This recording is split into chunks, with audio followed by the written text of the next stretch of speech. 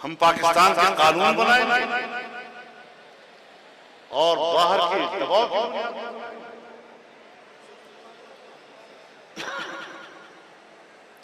2 साल में कोई कानून साजी नहीं हुई,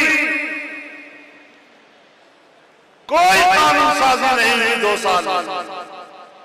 एक कानून साजी हुई है आर्मी एक्ट वाली, जिसमें बाजवा साहब की मुद्दत मुलाजमत में तौसील हुई, और आज एक कानून साजी हो रही है जो FATF के दबाव में हो रही है।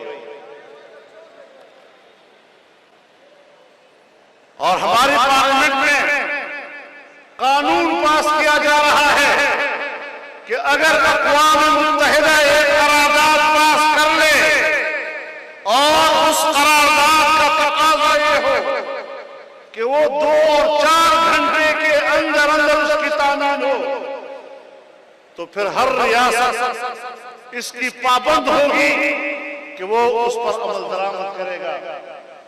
और अगर कोई इदारा या उस इदारे का कोई फर्द अगर उस पर रुकावट बनेगा और उसको रूबामल लाने में या उसको नाकाम बनाने की कोशिश करेगा, तो फिर उसको सजा मिलेगी 5 साल कैद से 10 साल कैद तक और 5 करोड़ जुर्माने से 10 करोड़ जुर्माने तक।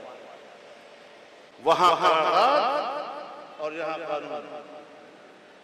ये गुलामी की दलील नहीं तो क्या है?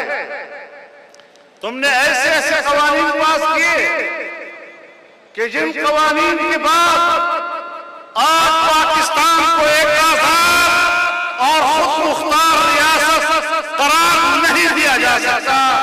कल अगर अक़वाम मुत्तहिदा या आलमी इदारा करारदाद पास कर ले कि नामूस रिसालत का कानून इंसानी हुकूक के खिलाफ है, अगर वो कानून पास कर ले या करारदाद पास कर ले कि कादियानियों की गैर मुस्लिम अक़लियत करार देने का कानून ये इंसानी हुकूक के मुनाफी है और हमारी करारदाद पर अमल दरामद करो, तो ये सारा तेजी के साथ जो कानून साजी हो रही है, ये सारी कानून साजी किसी काम के लिए हो रही है।